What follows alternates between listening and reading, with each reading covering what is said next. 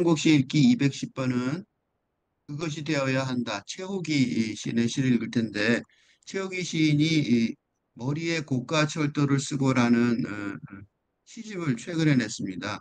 그리고 그 시집에서 이 그것이 되어야 한다로부터 여덟 편을 읽기로 하겠습니다. 이게 이 앞에 있는 게 아니고 내 나름대로 최호기 시인의 시세계를 이 머리에 고가 철도를 쓰고라는 시집, 최근에 나온 시집에 그 시세계를 들어가는 어떤 하나의 틀을 제가 한번 보여드리려고 그것이 되어야 한다부터 읽으려고 합니다. 최호기 시인의 시인은 1988년도 창작가 비평을 통해 작품 활동을 시작한 35년도에 아주 오래된, 35년이면 30, 그쵸? 36년? 35, 6년째 되는 시인이죠. 충견 시인입니다. 그리고 김수영문학상, 현대시 작품상을 수상했습니다. 이 그것이 되어야 한다. 이 시가 첫 번째 시기 때문에 최호기 시인의 말이 시집 끝에 붙어 있는데 그 중에 일부를 인용하려고 합니다. 시인의 말. 그래서 최호기 시인도 이 시를 친절하게 이렇게 시작했어요. 이 시의 시집에는 네 개의 현관이 있다. 네 개의 현관이란 말은 사부로 나눠져 있어요. 사부로 나눠져 있는데 앞부분과 뒷부분은 중간에 두 개는 음악과 미술에 관한 내용이 들어있어요. 그래서 그 앞부분과 뒷부분은 약간 전형적인 시의 내용인데 두 번째하고 세 번째는 음악에 관한 것, 또 미술에 관한 그런 시들이 들어있습니다. 그래서 어느 현관으로 드나들 수 있지만 어떤 현관을 사용하느냐에 따라 집의 구조가 다르게 느껴질 수 있다. 이렇게 설명을 하고 있어요. 그러니까 음악을 고전 음악 또는 현대 미술을 좋아하는 분들은 그쪽을 먼저 읽어도 되겠죠. 그리고 이제 결론 부분인데 이 시인의 말에 이 집에 들어오면 어떤 비밀에 휩싸인 듯 느껴지는데 무언가에 숨겨져 그런 것이 아니라 각자의 눈을 덮는 콩깍지에 가려서 그렇게 느껴질 뿐이다. 그러니까 이제 이 비밀이 갖고 있다고 그러는 거죠. 최호기 씨는 뭔가 비밀이 있는데 그 비밀을 내가 숨겨놓은 게 아니고 어, 독자들이 자기가 스스로 콩깍지가 씌어서 못 보고 있다가 내가 콩깍지를 벗기는 거라는 거죠. 이 시는 콩깍지를 벗기는 시인데 그러면 망상적 창란에 빠질 거라는 가설이 있는데 이게 이제 첫 번째예요. 망상적 창란에 빠질 가설도 있지만 사실은 내가 주장하는 거는 비인간 객체와의 공생의 집에서 깨어날 수도 있다는 거예요. 그러니까 이 현실 세계에 대한 인식, 기존의 인식 체계, 그 콩깍지라는 건 그러니까 각자의 눈은 없는 콩깍지라고 그랬잖아요. 이건 누굴 말하는 것 같아요? 독자를 말하는 거죠. 그러니까 독자의 눈에 콩깍지가 덮여 있다는 존재를 말하는 거죠. 그죠? 그러니까 독자의 눈에 콩깍지가 덮여 있다. 응? 그렇게 주장을 하는 거예요. 그 콩깍지가 뭐냐? 콩깍지라는 게 뭐예요? 사랑에 빠지면 콩깍지가 씌워진다 그러죠. 그래서 상대방이 다 이뻐진다 그렇게 말하잖아요. 그러니까 이제 일종의 그 착각, 환각 뭐 이런 식으로 얘기하는 거예요. 그럼 무슨 환각을 얘기하는 뭔지 잘 모르지만 하여튼 그런 착각이나 환각이 있어요. 그게 뭐냐면 다시 말하면 상식이 착각이다. 그지? 그런 말이에요. 그지? 그게 콩깍지죠. 상식이 착각인 기존의 사고 체계, 사고 방식, 응? 또 인식 체계에 대한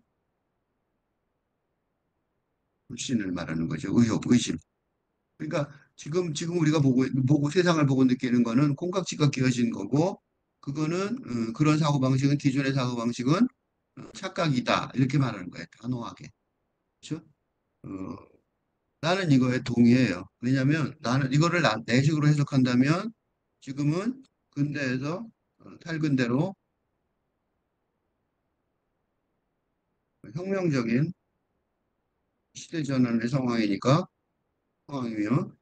힘으로 근대적인 사고방식, 사고체계가 이제는 어? 형식이 아니라 근대적인 사고체계로 생각하면 이게 상식이 아니라 예를 들어 뭐가 있냐면 어? 출산, 어? 로 이어지는 삶의 길이 정상이란 등, 그지? 그러니까 취업, 결혼, 출산 뭐 이렇게 근대적인 사고체계가 이제는 더 상식이 아니라 착각일 수도 있다고 의심하는 상황입니다. 그죠? 그래서 나는 이 말을 이런 그 최후의 시인의 논리에 동의를 해요. 그게 내가 이 최후의 시인의 시집을 읽는 이유이기도 하는 거죠. 나하고 세계관이 같다고 생각하는 거죠. 그래서 어, 근데 그러니까 그 망상적 참란에 빠진다. 이거는 뭐냐면 기존의 인식 체계를 옹호하는 옹호할 수 있잖아요. 이제 옹호하는 진영에서는 그지? 이런 체계가 콩깍지를 벗기려고 그러는 이런 시도, 그지? 기존의 인식 체계를 부정하고 뒤집어 엎으려는 전복하려는 혁명적으로 그 진영에서는 기존의 패러다임을 혁명적으로 전복하려는 시도가 아주 위험하다라고 경고할 수 있으니까 있는데 이게 이게 바로 이제 망상적 착란, 그건 이제 망상이야, 라고 말할 수 있다는 거죠. 그런데 네, 시오 계시는 뭐라고 말하냐면 그런 가설이 있는데 그 반면에 음? 음? 기존의 인식 체계를 헛된 콩깍지라고 라고 여겨서 벗어나는 것이 어, 공부의 목표가 될 수도 있다고 생각할 수 있으며, 그렇죠? 그러니까 기존의 인식 체계, 내가 지금 아까 말하듯이 근대적인 사고방식이 문제가 있다. 그지? 그러니까 그거는 벗어나자. 그래서 취업, 결혼, 출산으로 이어진 삶의 길이 이게 왜 정상이냐? 꼭 그렇게 살아야 되느냐? 라고 생각해서 그거에 대해서 부담을 안 느낄 수도 있는 거죠. 그런데 문제가 뭐냐면 그게 이제 여러 가지 길일 수 있잖아요. 이거는 이제부터는 그러면 이제부터는 아주 새로운 음? 세계가 혁명하듯이 이제 혁명적으로 열릴 텐데 그 중에 하나가 이제 이렇게 열릴 거 아니에요? 근데 그 중 하나가 그 최후기 시인이 응? 그 권고하는 또는 뭐라 그럴까 주창하는 응? 팔근대 시대의 바람직한 세계관이라면 그걸 요약하자면 이 인간 세계 객체와의 공생의 집 이거죠. 그죠? 인류의 미래는 인류의 미래는 어, 이거는 이제 시적 상상력으로 그치?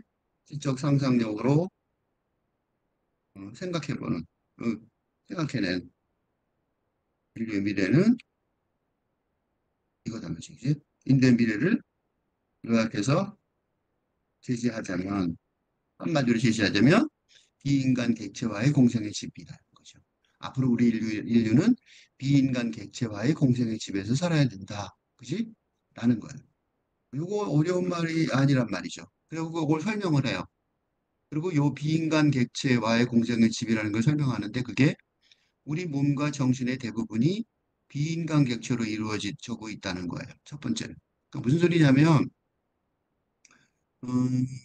이거 보세요. 요 말도 나는 굉장히 적극적으로 동의하는 게, 어, 어, 우리 육체 속에 영혼이 깃들어 있다고 생각할 수 있어요. 어? 영혼이 깃들어 있다고 생각하는 건, 죽은 후에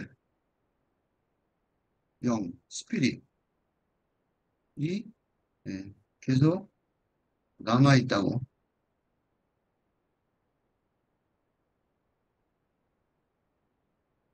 믿는 영성사상, 그 종교의 기본 원리 때문인데, 그지? 이걸 풀어서 설명하자면, 그지? 이렇게 되는 거예요. 우리의 몸의 몸과 정신의 대부분이 비인간 객체들로 이루어져 있고, 이렇게 설명하는 거야. 요거를. 응? 그러니까 무슨 소리냐면, 우리 몸이 죽으면 자연의 원소로 돌아가죠. 요걸 좀 더 쉽게 설명하면, 그러니까 여기다 설명을 하면, 우리의 몸이 죽으면 자연의 원소로 돌아가게 되고 되니까. 예?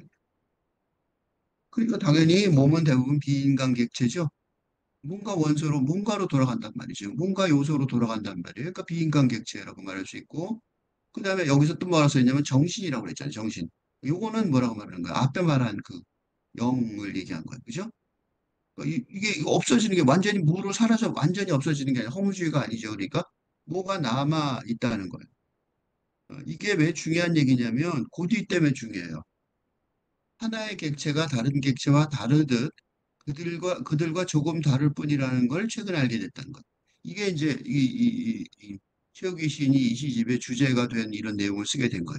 즉 다시 말해서 이런 식으로 생각한다면 무슨 일이 벌어지냐면 예를 들면 인간과 동물 또는 사물이 전혀 다른 그지? 전혀 다른 객체가 아니라 전혀 다른 존재가 아니라 어? 그렇죠? 뭐예요? 다 비인간 객체로 되돌아갈 현존주의 뿐이라는 점에서 거의 이거 뭐야? 정도만 다를 뿐이지 차원이 다른 건 아니라는 사실이죠. 그죠? 이게 왜 중요하냐면 이게 공생을 할 수 있는 이유예요. 아까 비인간 객체와의 공생이라고 그랬잖아요.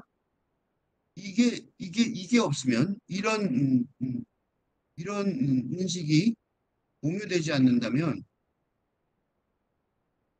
공생, 같이 사는 것, 같이 평화롭게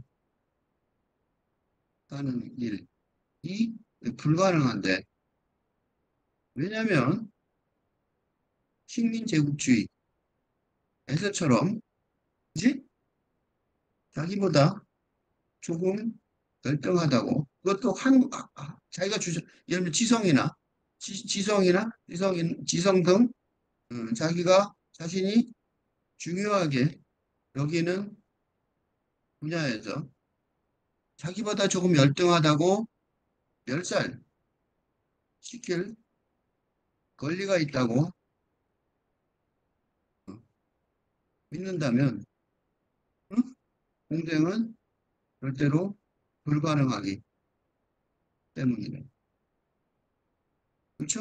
그리고 이거가 최근에 어떻게 알게 됐냐면 이게 바로 뭐예요? 이게 바로 기후변화, 기후재앙에 가까운 기후변화, 극심한 기후변화의 상황에서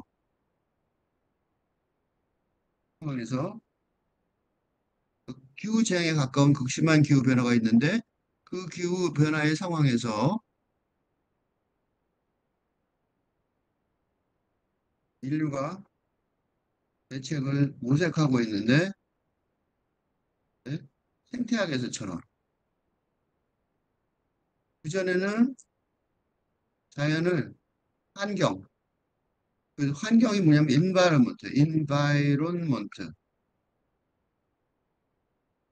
인바이런먼트가 뭐냐면 둘러싼다는 뜻이에요. 그러니까 즉 인간을 인간의 배경이라고 보았지만 이제는 뭐예요? 생태, 이콜로지. 그러니까 인간도 지구의 하나의 일원일 뿐 특권이 있는 건 아니라는 생태 개념이 개념으로만 이 어려운 예, 예, 멸망의 위협을 주는 과제를 해결할 수 있을 것이라는, 있을 거라는 것이라는 전망에 학자들이 동의하기 시작하고 지금 그러고 있어요. 그러니까 그건 절대로 믿고, 그럼 최욱의 시인은 뭐라 그러냐면 우리는 각자 그들과 함께 어떤 집을 지을 것인가. 그러면 어떻게 공생을 한다. 그럼 어떻게 공생을 하는 거지? 그러니까 솔직히 말해서 아까 말한 거 있잖아요. 이거 이걸 어떻게 질 거냐고. 그치? 응?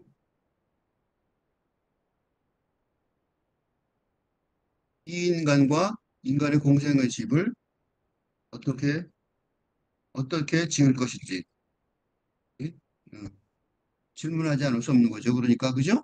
이걸 어떻게 짓냐고. 비인간과 객체의 공생의 집을 지어야 되는데 이거를 이제 누가 해야 되냐면 아까 민석 볼 때는 누가 해야 될 것 같아요. 과학자들이 해야 될 것 같지만 사실은 과학자들이 지금 못하고 있죠. 그죠?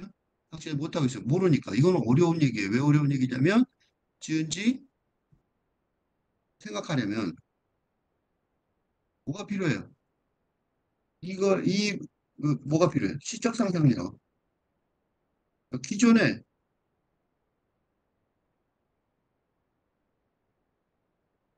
기존의 법률 등 산문적인 음, 체제 세계로는 그 생각해 보세요.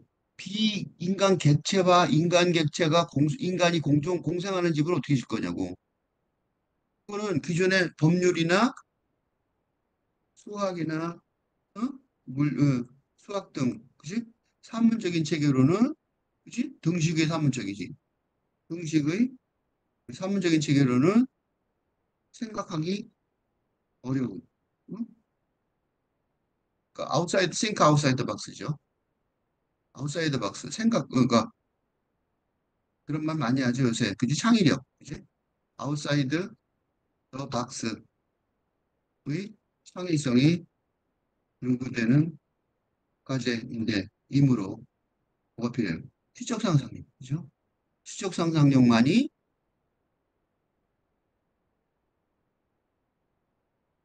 그죠? 거의 유일한 핵심 도구가 될 수밖에 없는데,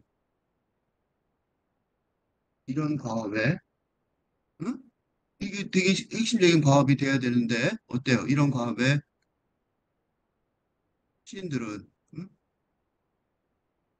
시인들이 거의 참여하지 않고 있는 상황이에요. 최욱의 시인의 강점은 바로 이거예요. 내가 최욱의 시인의 최근 시집을 8편 읽기로 읽으며 그의 시세계를 소개하기로 하는 것이 중요한 일이라고 판단한 건 바로 이런 응? 이게 드문 거죠. 보통 시 그러면 서정시 그러면 서정시라는 그 이런 서정시라는 통념을 다소 벗어난 그치? 뭐예요? 이론 그죠?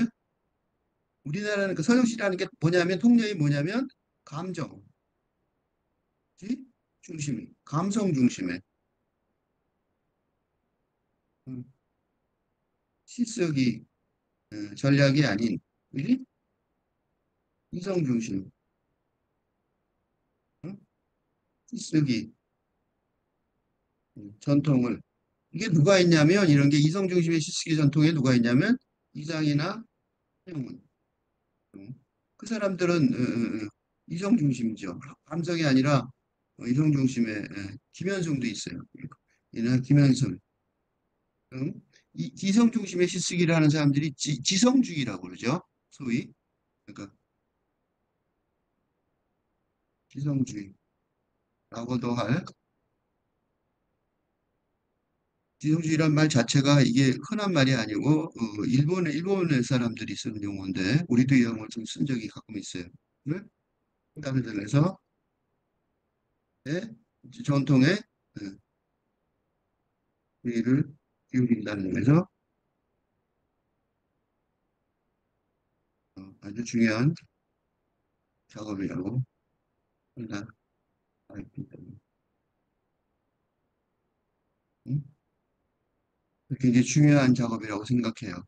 그러니까 이런 식으로 논리적인 어떤 틀을 가지고 그냥 그러니까 요거는 더 중요한 말이 뭐냐면 시인이 수동적으로 세상의 경험을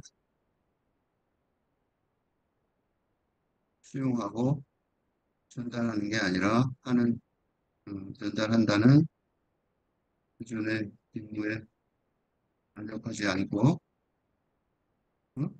능동적으로 한국의 시대의 새로운 세계관을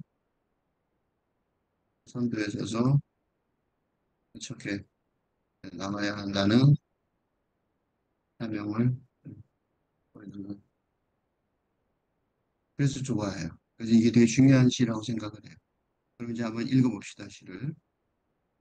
그것이 되어야 한다. 돈백나무 그늘에서 낚시로 잡은 고기를 손질하는 그는 난도질 당하고 부서져서 활짝 열리는 자신을 느낀다. 그러나 그 칼날에는 자신은 자신이고 자리돔은 자리돔이라는 구분하는 계산의 힘이 들어있다.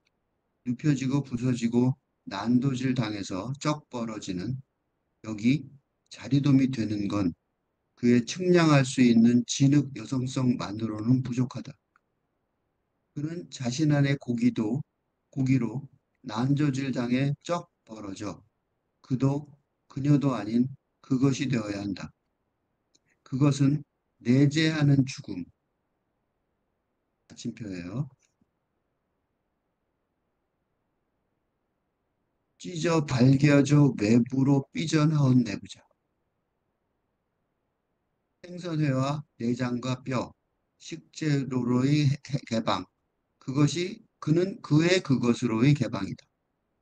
그것은 그에게도 자리돔에게도 자신 안의 여성에게도 무심한 파괴이며 열어젖힘, 지각불능의 사랑이다. 이 시가 최후 계신의 시세계를 들어가는 좋은 입구라고 편안한 입구라고 생각해서 먼저 선정을 했습니다. 처음부터 다시 보겠습니다. 동백나무 그늘에서 낚시로 잡은 고기를 손질하는 그는 이건 아마 사실일 것 같아요.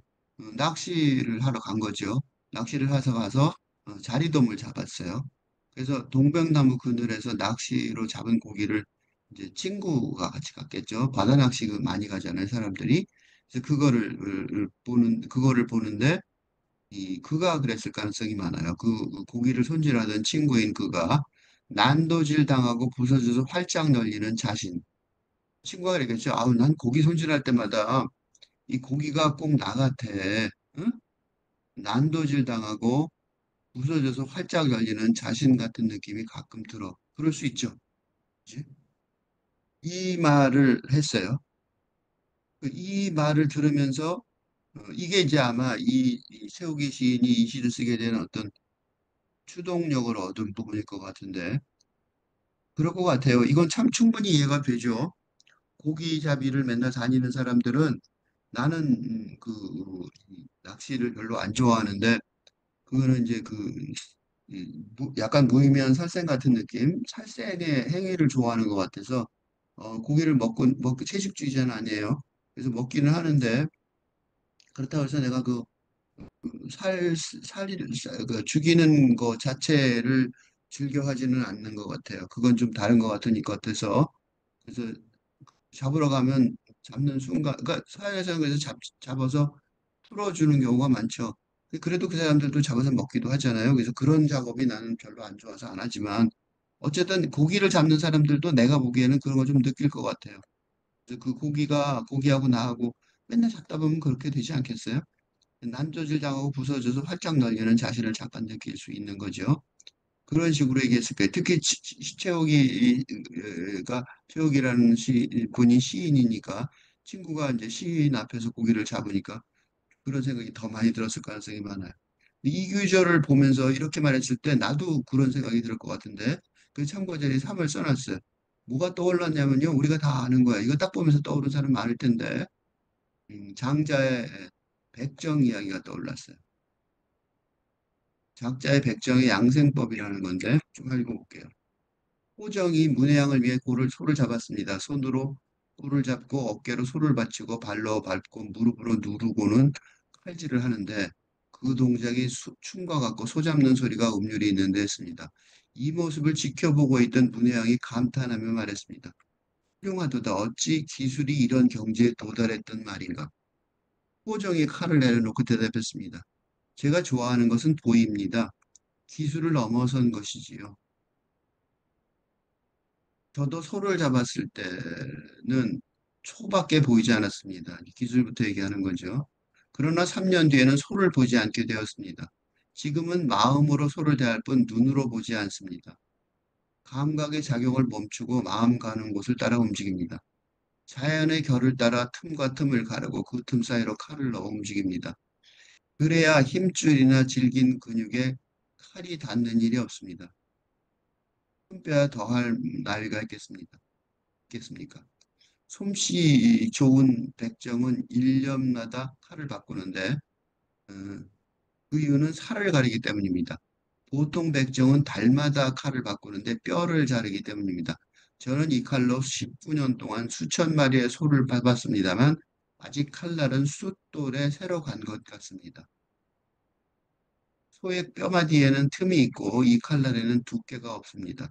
두께 없는 칼날이 틈 있는 곳으로 들어가니 칼날이 마음껏 놓을 수 있는 공간이 펼쳐집니다. 그래서 19년이 지나도 칼날이 새 것과 같은 것입니다. 하지만 저도 뼈와 살이 엉긴 곳에 이르면 다르게 어려워 조심합니다. 조심조심 하면서 눈은 그곳을 주목하고 동작을 늦추며 칼을 매우 미세하게 움직입니다. 그러면 흙덩이가 땅에 떨어지듯 후두둑 살과 뼈가 분리되어 쌓여갑니다. 그렇게 일을 마치면 칼을 들고 일어나 사방을 둘러보며 흡족한 기분에 졌습니다. 그리고는 칼을 잘 닦아 잘 보관해 둡니다. 문혜양이 말했습니다. 훌륭하도다. 나는 포종의 말을 듣고 삶을 기르는 법, 양생을 터득하게 되었도다. 우리 그러니까 그 이게 지금 그런 얘기를 한 거죠. 그지? 그런 얘기를 한 거란 말이죠. 여기까지가 이제 양생법의 내용이에요. 그렇지? 그거는 아마 그 친구도 느꼈을 것 같아요. 그런데 최욱이 시인이 거기서 양생법에 덧붙인 말이 있어요. 그 말이 이거예요. 그러나 그 칼날에는, 그러니까 이게 단순히 친구가 한 말에 대한 대답이 아니에요. 그 칼날에는 자신은 자신이고 자리돔은 자리돔이라는 구분하는 계산의 힘이 들어있다. 즉, 그 포정의 양생법 이야기하고 더불어 지금까지 계속해서 이어져 있는 고기 손질을 잘하는 사람들, 여기서 고기는 생선이지만 생선이나 뭐 육고기를 손질을 잘하는 사람들의 최정점은 팔이 19년이 지나도 괜찮은 걸 텐데, 그러나 라고 말하면서 최욱이 시인은 그럼에도 불구하고 문제가 있는데 그 문제는 뭐냐? 자신은 자신이고 자리돔은 자리돔이라는 구분하는 계산의 힘. 이게 이게 앞에서 시인의 말을 봤으니까 우리가 짐작이 되죠. 뭐의 문제예요? 그치? 요거하고 비교해 볼 때 요 말을 아까 조금 전에 그래서 그걸 읽은 거예요. 최욱이 시인이 말하는 시를 쓰는 이유, 자기가 시를 쓰는 이유죠. 최욱이 시인이 시를 쓰는 이유이며 시적 상상력으로 밝은 내 세계관을 열어가는 가려는 목표인, 그지? 비인간 객체와의 공생의 집이라는 말에는 어떻게 돼요? 아주 거리가 먼 정반대의 어떤, 그지? 이라는 것과는, 이라는 이의 세계관이 어떻게 돼요? 극복해야 할, 그죠? 넘어서야 할. 그러니까, 비인간 객체와의 공생이라면 어떻게 돼요? 여기서는 자리돔과, 그지? 낚시꾼과 자리돔, 그지? 자리돔 비인간 객체잖아. 그죠? 이란 비인간 객체와의 그 공생의식을 어? 목표로 한다면 원하는 것인데 그러니까 대단히 중요한 얘기를 선언을 하고 있는 거예요. 이 최욱이 시인이 지금까지까지의 세계관은 지금까지의 인식 체계는 음? 이 인간 세계와 그지? 음, 고기가 인간의 뭐? 음식일 뿐이고 먹이일 뿐이라는 거죠. 먹이일 뿐이라서 공생이 아니라 먹고 먹히는, 그지?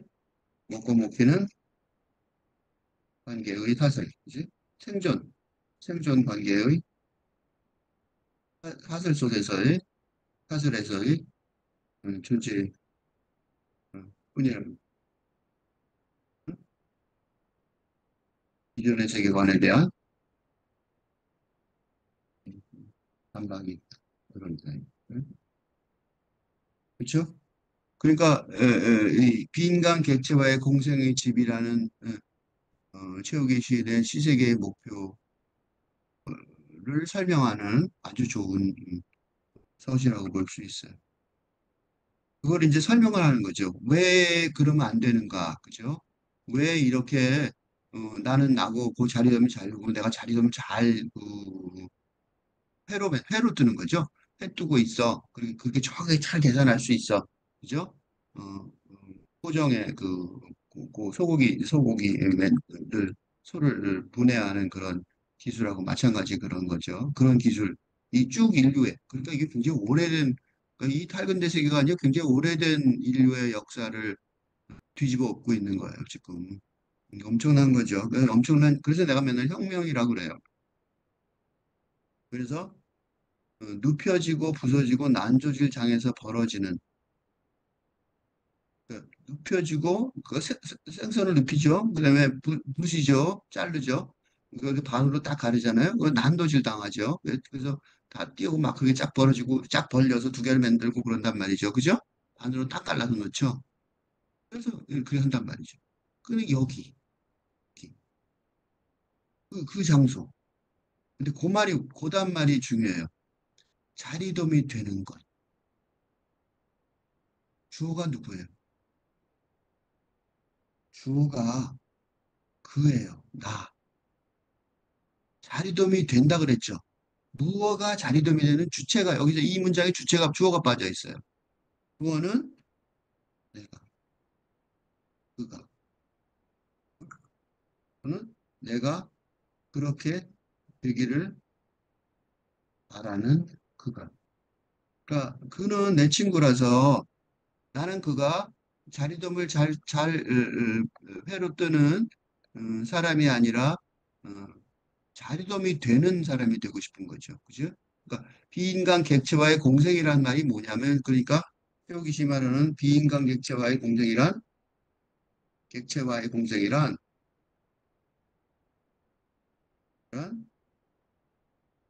어떻게 된다는 소리예요?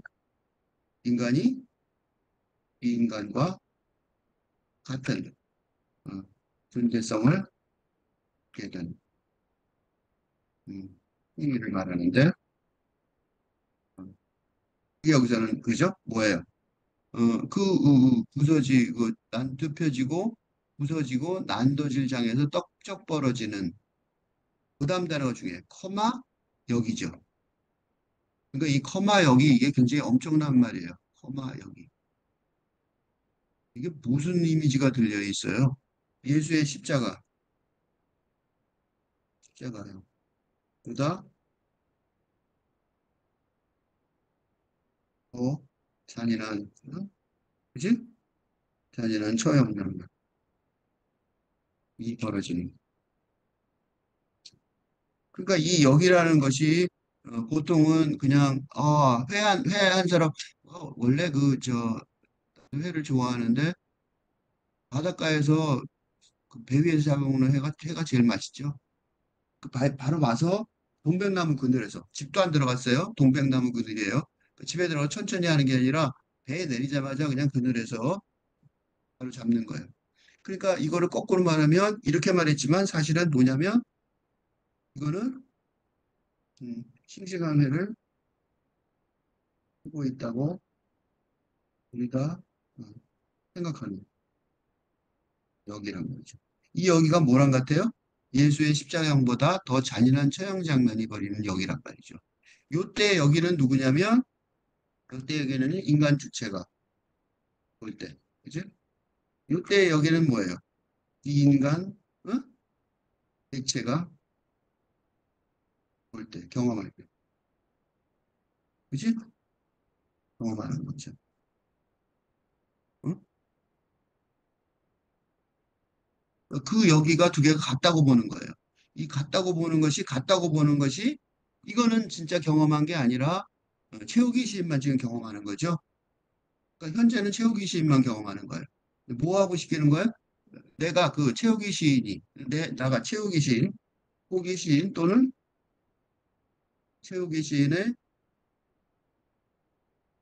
세계관을 가진 페르소나 하죠.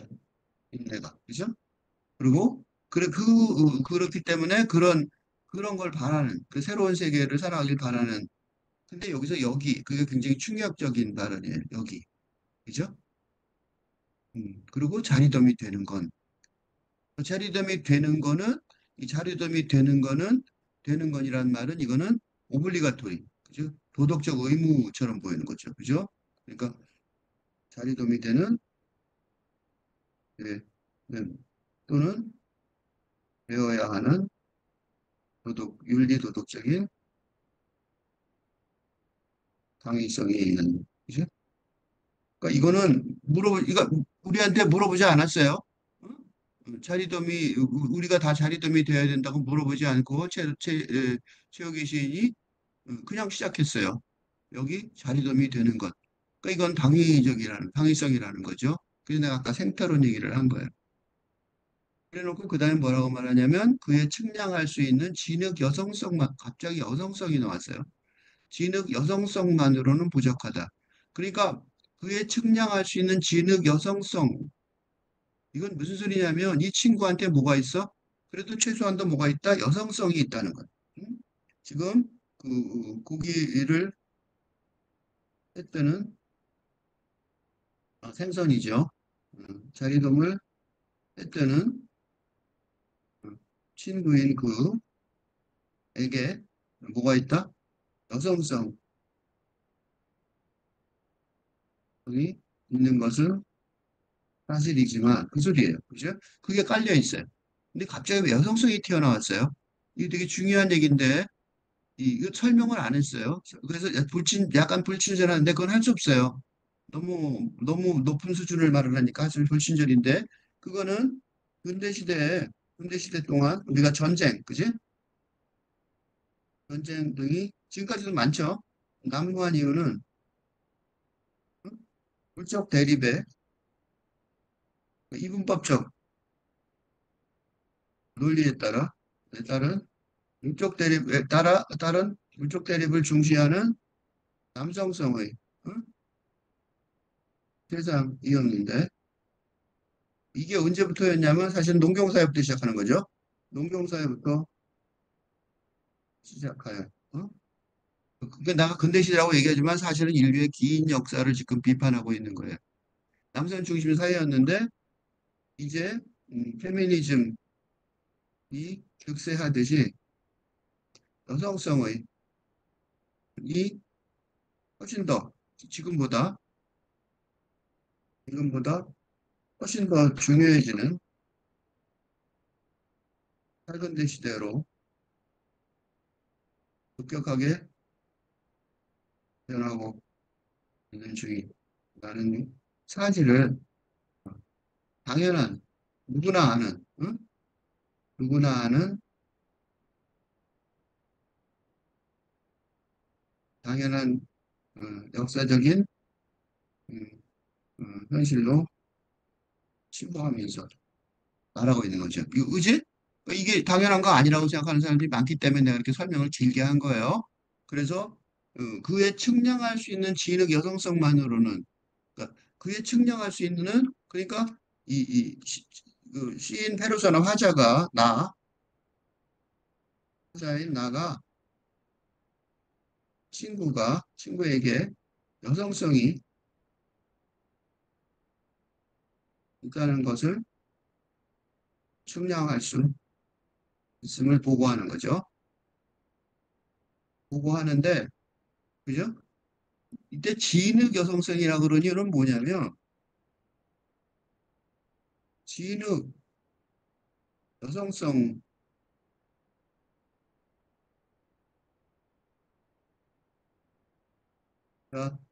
명명한 이유는 진흙의 반대말이 뭐야? 진흙이 뭐야? 부드러운 거죠. 그지? 그러니까 뭐야? 가소성, 플라스티시티라고 그러죠. 영어로 번역하면 플라스티시티. 그러니까 무슨 소리냐면 쉽게 바뀌는 거죠. 쉽게 변형될 수 있는 성질을 가지고 있음을 보고하는데 그러니까 우선 내가 아까 친구라고 막 계속 얘기하고 있죠. 왜 친구라고 그래요? 친구가 되려면요. 인간관계에 친구가 되려면 지금 친구가 없는 세상이죠.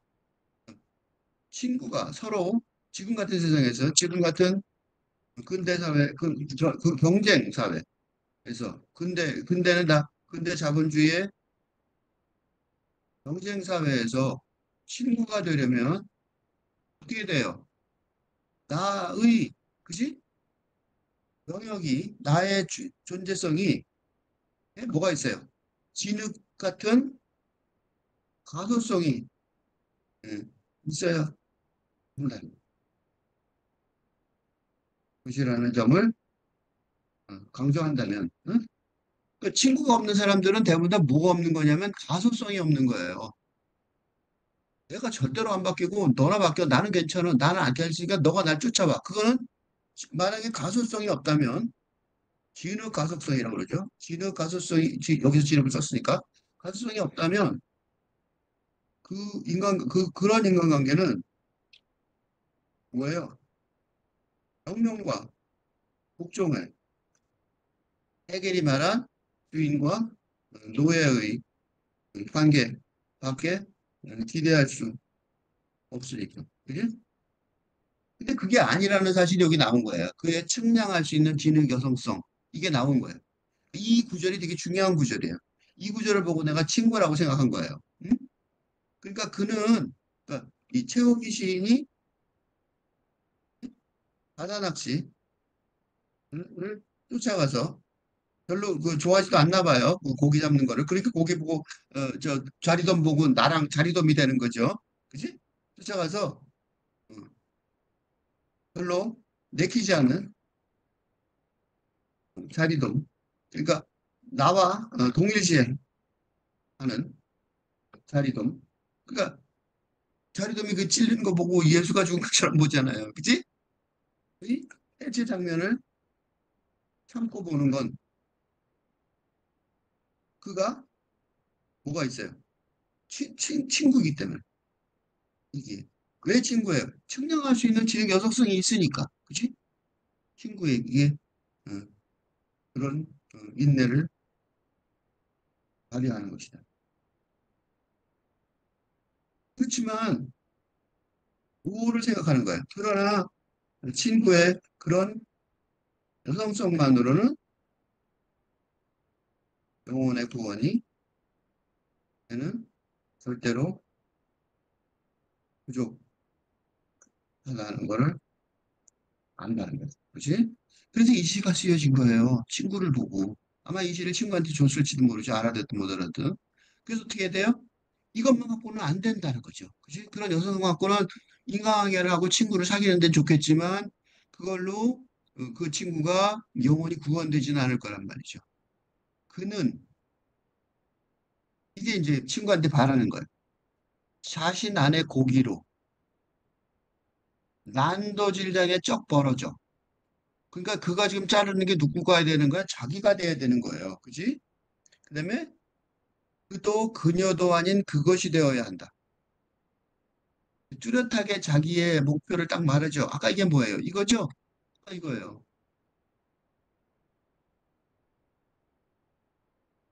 그러니까 친구가 누구의 세계관을 잘 알아서 어떻게 해야 돼요? 여성성이란 그녀의 존재성을 확보할 뿐만 아니라 난도질 당하는 가리돔인 비인간 객체와 동일하게 되어야 한다는, 응? 인지, 응. 동일하게 되는, 동일하게 같아지는, 어려운 말 썼죠? 같아지는. 일단 쉬운 말이 있는데 왜 어려운 말 썼을까요? 응? 같아지는 인식의 수준까지 되어야 한다. 되어야 한다가 뭐예요? 아직은 안 됐지만 그렇게 되길 바란다는 거죠. 어? 아마 현실에서 못 말했겠죠. 그지? 어, 친구와 의 오후 시간에는 바로 입으로 벌려서 말 못했겠죠.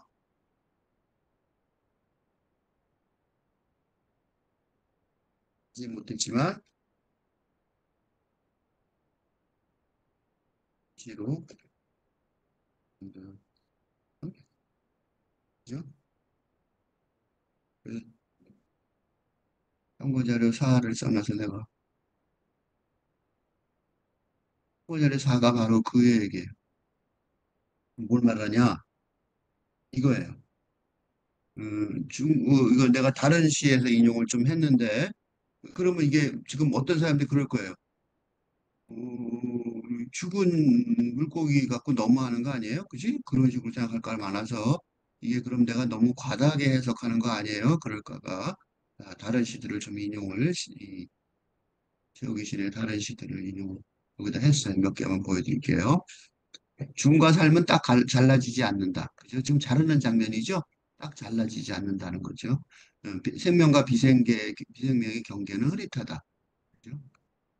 삶과 죽음은 뒤섞여 끈끈하게 달라붙어 있는 부패. 죽음과 살아있음의 지속적인 남아있습니다. 그치? 이게 근대적 사고방식과 정반대는 사고방식이에요.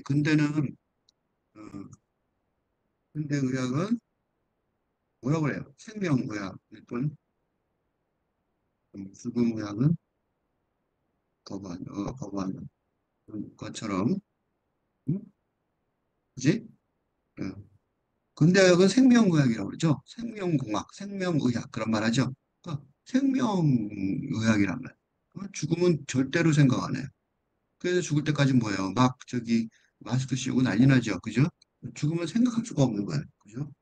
저런 짧은데 예를 들면 생명, 세계관에서는 생명과 죽음의 이분법죠. 서구 의학의 체계가 저는 제대로 작동되지 않을 것인데 이거는 우리 한국인들한테는 되게 좋은 거예요. 왜? 우리 한국 사람이나 이 동양인들한테는 이 동양인들에게는 동양적 사고 체계에서는 둘이 수용하기 어렵지 않은 근본적인 변화이라는 점에서 한국 주인에게 이 앞으로 세계 시단에서 더 그대로 한국 문학이 그지? 한국 예술이 한국 문화를 비롯한 한국 문화가 세계 문화 시단을 비롯한 이 문화에 대해서 더욱 발전할 것으로 예상이 된다. 응? 이게 우리 한국 얘기만 아니에요. 그러니까 내가 지금 문학만 얘기하는데 예술이나 뭐 음악이나 대중음악이나 다 마찬가지죠. 그래서 이렇게 말하는 게 참 이해가 돼요. 살아있는 것은 죽은 것보다 조금 더 살아있고 이 정도의 문제라는 거죠. 그러니까 삶과 죽음의 차이는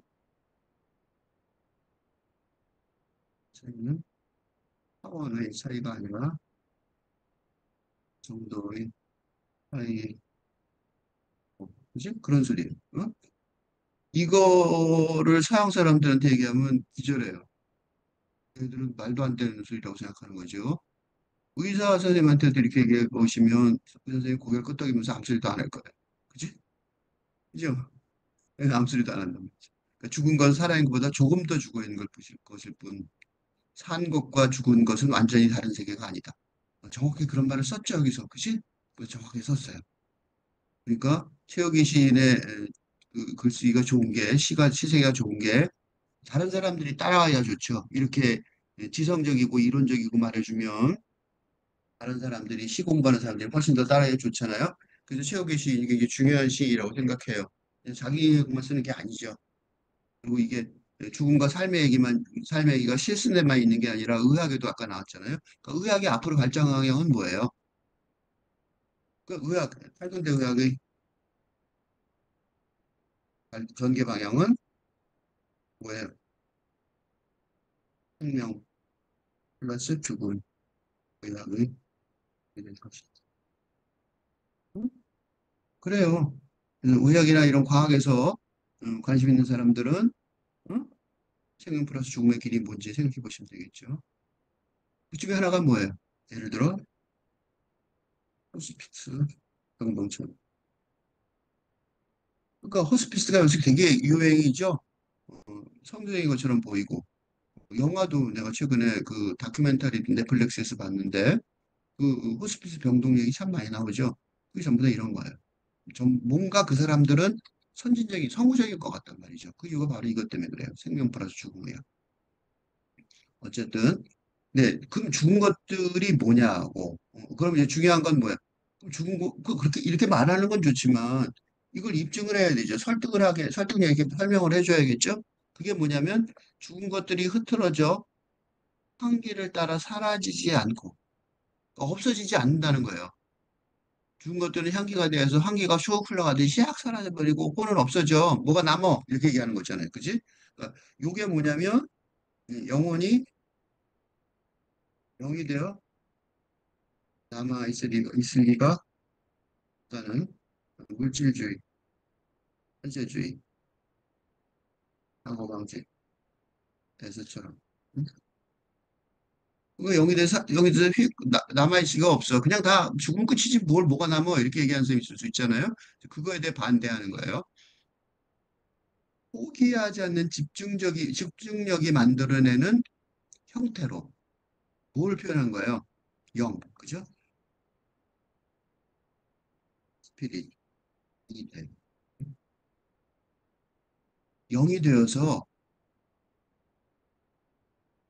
그래서 살아있을 때 영혼이 있고 그게 죽어서 영이 되잖아요. 그러니까 뭐 그걸 조금 차이가 별로 없잖아. 그죠? 이 얘기를 한 거야. 높이 날아가는 세상이 한 끝을 붙잡고 살아있는 것들을 유혹하여. 그게 증거가 있다는 거예요. 그러니까 높이 날아가 버리는 세상이 한 끝을 붙잡고 살아있는 것을 유혹하여 묵맨 울음에 빠뜨리기를. 그러니까 증거를 본다는 거죠. 그지? 그러니까 살아있는 것보다 그게 그냥 그런 영의 존재를 인식하게 되면서 감격하게 되겠지만 그 정도가 아니라는 거예요. 뭐냐면 살아있는 것보다 더 질량감 있게 육체감 있게 살 수 있기를. 무슨 소리냐면 그냥 생각 없이 알지 못하고 그지? 무지하게 지성 없이. 지성이란 참 많이 써요. 지성이 뭐냐면 영적 영성 사상이 없는 무지를 벗어나게 하는. 그게 이제 그냥 살아있는 거죠. 그지? 이렇게 지성 없이 그냥 살아있는 것보다 살아있는 것보다 이런 영성 사상이 있다면 어, 더 질량감 있고 입체감 있게 살아갈 수 있는데 나는 그래도 이 정도만 말하지 않고요. 이렇게 얘기하면 좀 이렇게 추상적이잖아요. 근데 나는 훨씬 구체적으로 얘기를 해요. 이런 구성을 갖게 된다면 성공과 진짜 성공과 진짜 행복을 맛볼 수 있게 되는데 나는 산문적으로 이렇게 써요. 그러니까 여기 말하는 질량감과 입체감 요거를 나는 훨씬 더 구체적으로 말하는 경향이 있어요. 네, 조건만 학교론의 설명 중에서. 그리고 그거 구체적인 용어를 썼어요. 이거 계속 읽으면 좋겠지만 하나만 딱 말하면 누워있던 파란 연못이 높게 일어나 현기증 나는 아득한 포옹을 퍼붓는다. 그냥 포옹이 아니에요. 현기증 나는 아득한 포옹. 그러니까 진짜 행복이죠. 그치? 그러니까 이 파란 연못이란 물체, 그치? 비인간 객체죠.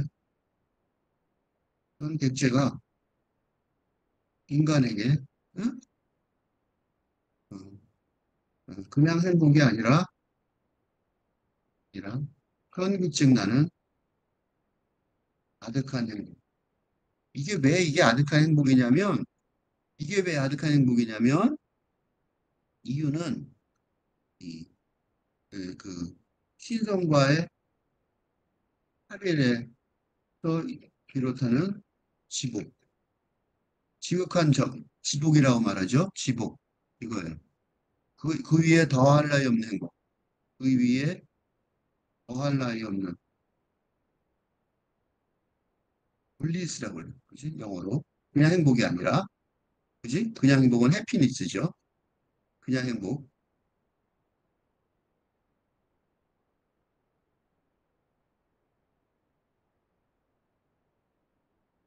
행복을 느끼게. 응?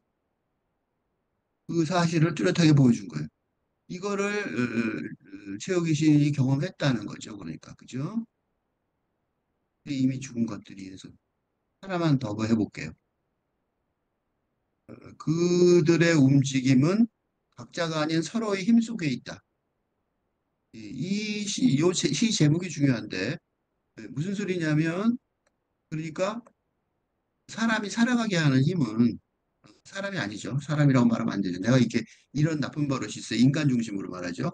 인간이나 비인간이나 살아가게 하는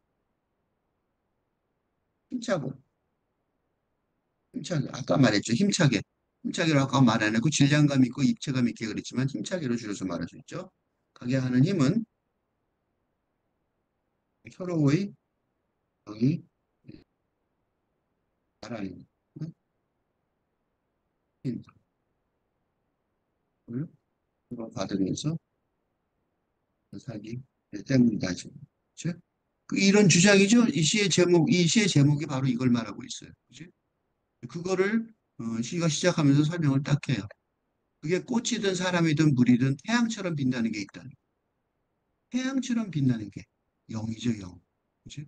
내가 지금 영이라고 표현하는데, 그냥 표현하는 용어로 그냥 영이라고 쓰는 거예요. 그냥 태양처럼 빛나는 게. 이렇게 말하는 거죠. 이게 더 옳은 표현이에요. 영이라고 말하면 낡은 단어죠. 그러니까 0이라는 낡은 단어 대신에 기존의 0이라는 낡은 단어 대신에 태양처럼 빛나는 영어를 시적 상상력으로 창조하며 어, 이 시에서 그 공법을 자세히 설명해주고 있고 이게 창조죠. 그죠? 그래서 보면 그게 꽃이든 그게 뭔지 모르지만 지금 설명하기 곤란하죠. 지금 용어가 없으니까 꽃이든 사람이든 물이든 그 사람이 하나 있지만 앞뒤에 뭐가 있어요? 꽃이랑 식물성이죠. 물은 광물성이죠. 어? 그게 있단 말이죠. 그게 어디 있냐? 이 저녁에 마침표예요. 이거 보세요. 마침표예요. 왜 마침표냐면 이 저녁에 그게 무슨 소리예요? 저녁도 하나의 존재. 저녁이 중요한 존재죠. 시간. 그지? 그러니까 돌은 빛을 발아 반짝인다. 그지? 그 증거로 말해준 거야. 돌은 빛을 받아 반짝인다. 석양의 빛이 쫙 비치면 뭐든지 다 아름답죠? 그지? 뭐든지 다 아름다워요. 돌도 아름다워요. 흙 위에 뒹굴고 제잘거리며. 그지? 흙도 아름답단 말이죠. 돌만 아름다운 게 아니라 흙도 아름다워. 이것도 마침표죠. 그게 돌이든 물이든 그만큼 살아있는. 그죠? 그러니까 저녁이 중요하죠. 저녁이. 그 저녁에가 이게 배경이 아니에요. 반짝이는 배경이 아니라 저녁이 또 하나는 비인간 객체예요. 그지? 저녁도 똑같이 비인간 객체인 거죠. 그걸 어떻게 할 수 있어요? 하늘에 떠 있는 달이잖아. 그지? 하늘에 있는 저녁 달, 이 저녁을 설명하는 거예요. 저녁. 그지? 그러니까 꽃이나 사람이나 물만 태양처럼 빛나는 게 아니란 말이야. 달도 태양빛을 받아 빛나잖아. 모두요. 저녁도. 저녁도. 그러니까 어떻게 돼요? 그들의 움직임은 각자가 아닌 서로의 힘 속에 있다는 말이 입증이 되죠? 입증이 됩니다. 돌아가서 시의 마지막 뒷부분을 읽겠습니다. 마지막 부분이죠. 그래서 그것은 내재하는 죽음. 그지? 그것은 내재하는 죽음이라는 건 이때 그것은 위에서는 여기서 말할 때 그것은 비인간 객체죠. 근데 그것은 내재하는 죽음에 그것은 때 그러니까 위에 어, 몇 년이죠? 1년, 2년, 3년, 2년. 2년의 끝부분에 2년의 여기 끝부분 마지막 행 2년의 사행 그죠? 2년의 사행의 그것은 비인간 객체를 말하지만 그지? 왜냐하면 그가 뭐라 그랬어요? 그가 그녀도 아닌 그것이 되어야 한다 그랬잖아요. 그러니까 요거는 그는 사람이니까 그것은 자리동을 말하는 비인간 객체란 말이죠. 그죠? 그것은 자리동을 말하는 비인간 객체를 말하지만 이 3년의 일행의 그것은 내재하는 죽음이라고 그랬잖아요. 그지? 내재하는 죽음은 이 물질, 그지? 비인간 객체는 인간 객체, 생명 객체, 비인간 객체가 물건이라면, 돌이라면, 그러니까 인간을 비롯한 자리돔도 죽음이죠. 그러니까 생명을 가진 존재를 포함하는, 그러니까 생명을 가진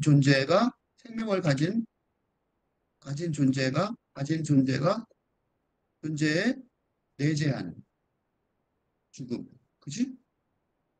생명을 가진 존재에 내재하는 죽음을 포함하는 것으로 이건 뭐예요? 인간과 이인간, 그지? 인간 주체와 이인간 객체가 합쳐진 그것이라 할 수 있다. 이건 아직 이름이 없어요. 그지? 우리가 이건 아직 이름을 안 만든 거죠. 그래서 지금 시인이 만들고 있는 거예요. 그래서 그것은 내재하는 죽음이라고 말을 했어요. 찢어 발겨져 외부로 삐져나온 내부자. 그 말을 하게 된 이유가 뭐냐면 자리돔에 자리돔에 그 찢겨져 나온 외부로 삐져나온 창자니 살인이 이런 것들이 내부자라는 거죠. 그죠? 그러니까 생선회, 그죠? 내장과 뼈 이게 전부 다 뭐예요? 식재료죠. 생선회는 그냥 먹지만 내장과 뼈는 매운탕을 만들어 먹잖아요. 그지? 그러니까 식재료로의 개방이라는 거예요. 그지? 그러니까 식재료가 돼서 먹어서 죽는 게 아니라 식재료로 개방된 거죠. 그러니까 자리돔이라는 생명체가 어? 식재료라는 인간 객체로의 개방이라는 장면의 묘사가 이 시란 말이죠. 그 친구가 회 떠는 걸 보고 말한 거예요. 그의 그것으로의 개방이죠. 그건 근데 궁극적으로는 이런 작업은 궁극적으로 회를 뜨는 그가 그것으로 이 개방이 되는 일이 된다. 그지? 그러니까 그것은 그에게도 자리돔에게도 이제 두 개 같아졌죠. 그에게도 자리돔에게도 이 둘이 같아진 거예요. 자신의 여성에게도 여성성 아까 얘기했으니까 무심한 파괴이며, 그지? 그걸 전부 다 무심하게 파괴해 버리는 거지, 그죠? 그다음에 그렇지만 무심한 파괴라는 거는 이거를 무심한 파괴라고 하는 용어를 사용하는 이유는 뭐예요? 응? 생명과 비생명의 이분법적 대립이란 근대적인 사고 체계에서 그지? 해석하자면 이렇게 되는데, 그지? 이거는 무심한 파괴. 이거는 생명을 무심하게 부시네. 누가? 그러니까 이게 뭐예요? 이거는 뭐냐면 그 장자의 사례에서처럼 음? 뭐라 그럴까? 뛰어난 당인의 솜씨의 발휘 장면의 예, 묘사가 되는데, 그죠? 장자에게 그랬잖아요. 응? 그렇죠? 그러니까 그렇게 된다면 그래서 무심한 파괴라고 말이 돼요. 그죠? 그러니까 무심한 파괴이며 그랬단 말이죠. 근데 무심한 파괴이며로 안 끝났어요. 그게 두 개가 더 있어요. 하나가 뭐냐? 열어젖힘. 또 하나가 뭐냐? 지각불능의 사랑이라는 거죠. 그지? 무심한 파괴이며는 장자 얘기, 근대적인 얘기이지만 열어젖힘은 시인이 이 시를 통해 친구인 그와 독자인 우리들에게 열어젖혀 보여주는 새로운 밝은 대 시대의 시작. 그지? 그게 끝이 뭐냐면 궁극적인 목표는 지각불능의 사랑이라는 점을 라는 걸 알아야 한다고 말한다. 왜 지각불능의 사랑이냐? 육체나 정신이나 감정의 차원에서 하는 플러스의 사랑이 아니라, 그지? 그지? 정성의 차원에서 음, 네, 십자가의 예수처럼 마이너스 사랑이, 그죠? 그 지각불능이에요. 왜 지각불능이냐면, 기존의 지각 체계로는, 기존의 지각 체계로는 깨닫기 어려운 사랑입니다. 그래서 지각불능의 사랑인 거죠. 그러니까 해체하는 그, 그, 해를 뜨는 장면을 보면서, 그지?